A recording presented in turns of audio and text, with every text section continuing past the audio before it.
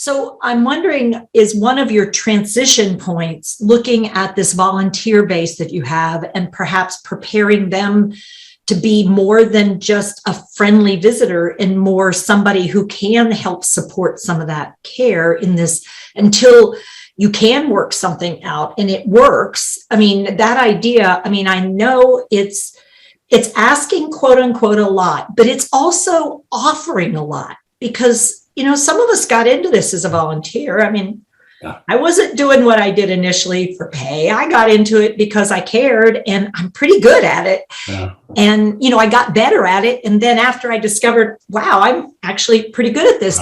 That's when I started thinking about being a professional in it. But it wasn't that I started off as a professional and discovered I was really good at it. It was because somebody gave me an opportunity to be a volunteer and then took me from a volunteer to a skilled volunteer. Yeah. And then I decided this is the place for me, whether I get paid or not. This is my career. And I think that's the route that your colleague Christine is taking. And I didn't move. You are her role model for that, Tifa. So that's oh, good. Watch out. I have learned something through this process that Christine and I have talked about, and that's in terms of just human nature, I suppose. It's more difficult to receive than it is to give. And I have really learned and accepted there's so little we can do for each other. To not let someone do something for us who wants to do it is to deprive them of giving a gift. Of being a human. So I've sort of, maybe I've rationalized. I don't think so, though. I think it's true. I mean, it is a gift. It is. That's the thing about dementia that I think people underestimate is the value when you truly do give a gift, and it really is a gift for the other person. You get back so much more than you could possibly give somebody, because if you're open to the giving back when you gift, it is this mutual sharing of life that otherwise, how would you ever have that experience? How would you find the joy in being with someone who simply moves their eyes to you and there's a smile and you think, I did something and that happened. How did I get that to happen? Oh my gosh, she just gifted me with her smile. Wow. What did I do? And then you turn to the person, what did you see what I did? What did I do? Because I missed it, but I really want to do it again.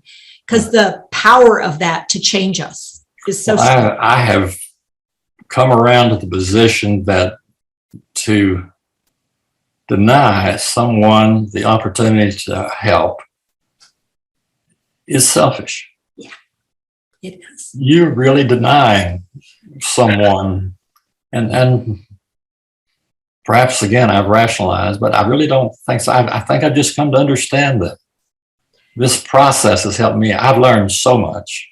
Yeah. And have so much more to learn. Yeah. I don't think we know where we're going until we are somewhere. And then we look back and figure out how we got there. And it's like, it was opportunities given and taken and chances taken and decisions that I didn't even know I made until I did something. And then it was like, I guess I decided, okay. Yeah. And sometimes, you know, we have no idea where it's going to lead down the road. I mean, I worked with a little boy named Michael. I didn't know he was going to give me a name that would stick with me forever. You know, I just liked Michael because he was interesting, and he was an interesting young guy with autism and speech problems, and he kept me on my toes. But that opportunity, which was a volunteer opportunity originally, all started a lot of things. So I agree with you. I don't, you don't know until you're there. I need some help. And the person goes, great, finally, I get to do something for you. What can I do for you? Because you've done so many things for us. Yeah. This is a great opportunity. Here's what I have to offer. Would this be something that you could use? And I think we've just tended to cut the volunteers out of this when there's a place for them and they want to be.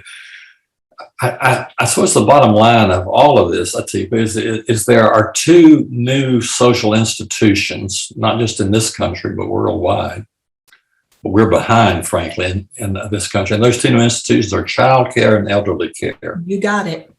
And we haven't reached where we want to be in child care and elderly care, either one. Nope. And my story is an example of the travel, the routes you take in the travel to try to provide elderly care specifically for dementia. Yeah. And our institutions, we just aren't there yet. No, we thought we could pay for care and that we would get the care we wanted if we could just pay for it. It's like, there's more to it than that. Yeah. There is this heart and this soul that goes into care and care support and being present and giving of yourself and receiving. And it's these back and forth gifts that I think what you figured out and you discovered and it's not just about money. I mean, even if it were, you could pay for it. It still wouldn't be the same as being part of a community. No, if I were a gajillionaire, I would still be having many of the same currents that I'm trying to navigate because we're dealing with a human person and family and it's it's not just money. Yeah. But there is certainly the financial part. I think I learned about the volunteer importance in the Respite and Reach program. Mm-hmm. Specifically, Respite was started to give care partners some respite, some breathing room. Well, we quickly learned that the participants were benefiting as much, if not more, than the care partners. So it then becomes a participant program, more powerful than any drug on the market, which was absolutely astounding. And then we found that the volunteers in this volunteer model for Respite and Reach programs, the benefit to them was enormous. Yeah. So I learned a good bit about volunteer. I mean, you can just see these people, the feelings they have, and Christine can speak to all of that. The benefit for the volunteers was and to have an in-home respite program. We haven't got a really good model for that yet. No, and some of the faith communities are like Stephen's ministry, one-on-one kind of ideas. But I think we're talking about creating community in-home to the very end of life, that this should be a community-supported effort. We used to do it in the mountains of North Carolina. In West Virginia, it was one of our models because we were isolated from other groups. So you did it. That's what you did. Small mountain towns. We got together. We supported it. Nana was this. Then, which of the kids is going to come over and stay? And here's what we're doing. And Nana's in charge in the kitchen. So you got to figure out how to keep her okay while you're doing what you're doing, because she'll let you know with the switch that she don't like it. I tell a little story, which Christine has heard before, that sort of illustrates this, and it has to do with the story of the house home. There was a time when the most important things in your life took place in the home. You were born in the home. You were usually married in the home. When you died, you laid at rest in the home. The only thing that was not in the home was the outhouse. Now, the modern house, the only thing that's in the house is the outhouse. Birthing and marrying and dying is all outside. Now that's a changed reality of the world. I had a gentleman in a facility, and we went outside for a picnic, and everybody was trying to get him to go back in to go to the bathroom. He says, I don't understand. When I was a boy, we'd eat inside and pee outside. Now y'all want me to eat outside and pee in the house. I don't understand. And it's just like, yeah, it is sort of backwards, huh? I think we're learning some things about that. We went through a period, for example, in architecture, where we built these housing developments with no front porch, and we got air conditioning and TV, and built a slab out on the back called the patio, and became isolated. But now the new developments have sidewalks and front porches, and so we're learning some things, but we've got we've still got a long way to go. We got a way to go. We got a way to go. And what I would say is thank you for helping us see a little bit of what it's like to be on this journey and to figure out how to go and what some of the, as you say, blockades, barriers, humps in the road and surprises are. Because if you're not aware of all this, then when you say $12,000 a month, people go, oh, there's no way. It's like, oh, that's exactly what we're talking about. When you say $8,000 for a space in a building where people, it's a, like an 8-to-1 ratio and this and that, and they can't do this and they can do that. And you want to have somebody who's going to be close by monitoring whether things are actually happening like they ought to and is honorable and, is honest about stuff. Well, it's expensive, this thing we're talking about, if all we're talking about is paying people to do something and not coming together in community and say, what do you have to contribute? What do you have to receive? How can we come together in community and support one another and believe in one another? And that being in community is as important as going to work. That this creation of community is more than just a nice idea. It's essential for well-being as human beings. I have talked some with Christine about going back to the care partner role, and I understand you folks are doing some of this. Yeah. That what we've had so far is support groups for care partners, and that's the emotional feeling side. But just as we have training programs for caregivers, we need training programs for care partners. We sure do. And we're working. I needed to learn. I know, because, we need people to let go of this idea that there's a magic. Instead of, there are skills, and many people are going to be really good at those skills, and some people won't be. But that's true even for people who go into the professions. They turn out to be, like, this isn't what I thought it was going to be. It's like, okay, well, go over here and find something else then, because this probably isn't the place you want to be. But I think family members often have been told, well, you're a family member and these are professionals. And it's like, but in dementia, exactly what does that mean? It's much more than that division. It's just not. It really is. And Christine, I'm going to apologize to you. I have talked and not let you participate at all, and you have so much to offer and so much to give. Knowing you, Gerald, as I have, you have had to make some very tough decisions over these years, and every single time you were faced with a this or a that or a this or a that, you have always approached it with care and with focusing on what is best for Nadine. And it has been so inspirational to watch the way you have stepped into your care partner role. I'm interested in hearing from you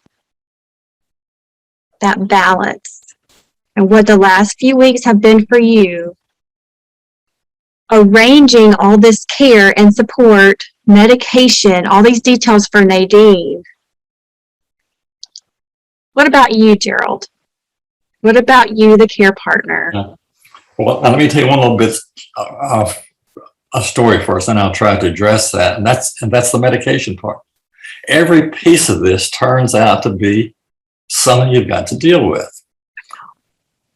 Nadine's medication was put in bubble packages, strips, by a national company, where the caregivers can just tear it off and it's labeled 8 o'clock on this date. Well, when we came home, of course, I had to deal with medication. So I called the company, and they only do that for institutions, not homes. I didn't know that. So here is just another part of it that you do not think families are going to have to do something similar. I mean, it's just like you really go, so you'll do it for somebody in a building, but not for somebody at home. Wait, but there's something wrong with that. Something wrong with that too, Tipa. Just something wrong with this structure. That there is something intensely wrong with this system. But just thankfully, with friends and help and my dialogue partner and you and others, it's programs to try to answer your question, Christine.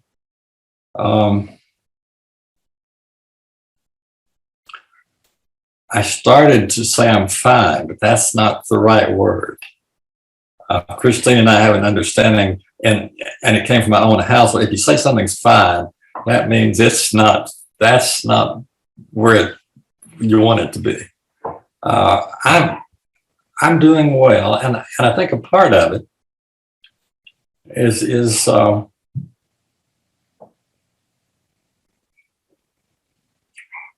in two different streams. There's the caring stream, friends and Nadine and all that. That's good. But I come from a background as a scientist, professor. I'm just interested in how things work, and the whole journey has just been fascinating. I wish it weren't quite so personal, but just as an observer of the process and the people in the organizations, I have, in perhaps a bizarre sort of way, enjoyed that. I've been challenged by that. That's not to say that there haven't been days when I'd rather skip the challenge that day.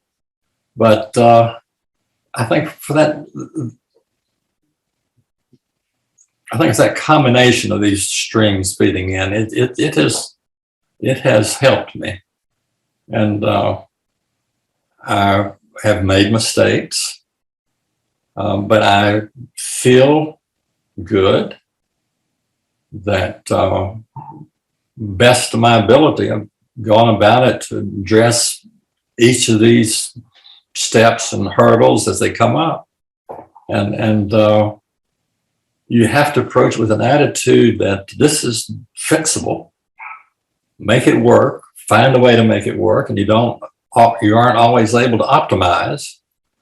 You just have to make the best decisions that you can, and I just believe that I can only be held accountable if I don't, at the time I make a decision, it's the best decision that I knew to make based on the information that I had, then I can live with that.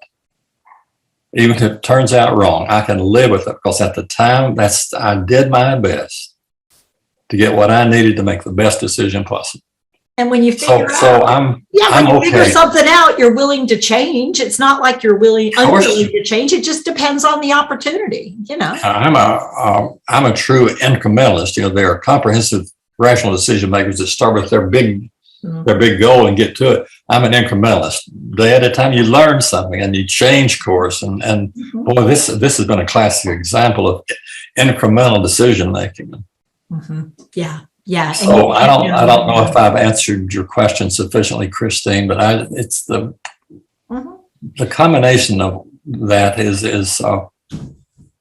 I'm okay. Yeah. I'm okay. You're okay. And Gerald, what you represent is you get. And Nadine is okay. And Nadine is all right too. And that's always important to you. But it's about relationships that are authentic. They're real. There's compassion involved. There's curiosity involved. And the idea of empowering one another to change and make a difference and care for one another. That empowerment really is also part of, thank you for being here today. And for having this courageous conversation, because what we're trying to do is help others feel empowered to really explore what their options are and to recognize in a moment, it may be what you need to do, but it doesn't mean you're stuck there forever. It's just in that moment, that may be where you're at, but to be willing to be curious about other possibilities, but not be immobilized by not knowing what to do. I've probably given already 2 or 3 bottom lines. Let me just conclude with one more bottom line. Go for it. In this process, and in the healthcare process broadly, not just with dementia, you have to be your own advocate. Yep. The system is not going to serve you. The system will do the best it can, individuals within the system, but you have to be your own advocate to navigate that system.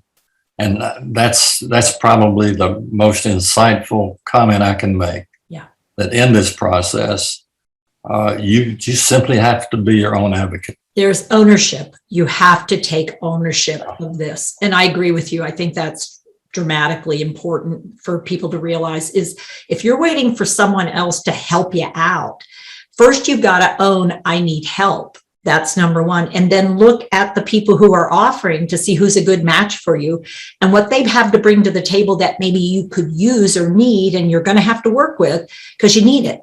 But I think that's vital. So number one, thank you for stepping forward. Number two, thank you for knowing Christine and getting involved in this. And number three, thank you for loving Nadine, because it's the love of Nadine and your commitment to one another that has really brought you to this space of advocacy, of becoming wiser, of being able to go, well, here's where we are, but it's not where we're staying, but this is where we are right now. And being willing to help other people recognize the importance of looking ahead a little. So you're not caught on the 27th day of a 30-day notice and not realizing. Yeah, that's so important. Oh no, I got to get a hospital bed and it's Saturday. It's like, whoa. If I could just, I keep making one more observation. Let me make just one more observation, then I promise I'll quit, Teepa. And I so admire what you're doing and how you're doing it. Thanks. And I appreciate that so much. A part of my journey, which has been helpful also, is that I'm a certified caregiver. Mm-hmm. I went through the training to learn that route. Mm-hmm. And I'm a care partner, and I would recommend that. Yeah. To understand this side of it as well. It's not we versus them, it's us. We got to see ourselves as partners in this. And whether, one of us is a care partner, one is a caregiver, we still got to understand one another and appreciate one another and value what the gifts are that each has to give so that we can work together. Because this is going to take everybody, honestly. And we get it. Thank you so much for letting me tell this story. And I do hope it's helpful. I know it's going to be helpful. I know because I see so many people not knowing the things you have discovered. And by offering this up, this provides that roadmap that many of them might be needing on, oh, what? Oh, no, Medicare. What do you mean Medicare? Oh, geez. Yeah. I thought I knew a few things, but boy, have I learned a lot. Yeah. Christine, thank you for bringing us to Mr. Gerald and to Miss Nadine. And thank you for doing what you do, my friend and colleague. And Gerald, again, thank you. And to everyone out there, if you have questions or comments or you want to respond, please know you can do it here on Facebook, you can do it on YouTube, or you can let us know at Positive Approach to Care. We'll try to respond. Take care, everybody. Thank you, Teepa. Thank you. Thank you, Christine. Hi, I'm Teepa Snow, and you just found our YouTube channel and watched one of our videos. I'm the owner and founder of Positive Approach to Care. Thanks for watching. And if you liked, if you have a comment about, or you would, please share it with people you know. Oh, and if you haven't yet done it, consider subscribing. We'll let you know when the next new video comes out. And you might want to visit our website, www.teepasnow.com, where you'll find other resources as well. See you there.